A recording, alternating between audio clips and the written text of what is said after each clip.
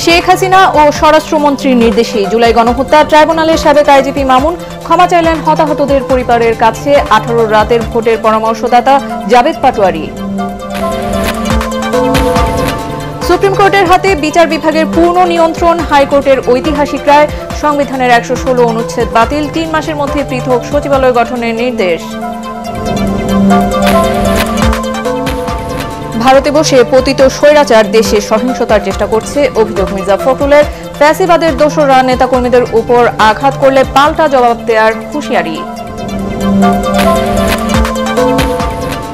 7টি রাজনৈতিক দল ও একটি সংগঠনের সাথে যমুনায় প্রধান উপদেষ্টার বৈঠক, নির্বাচন ও চলমান পরিস্থিতি নিয়ে আলোচনা।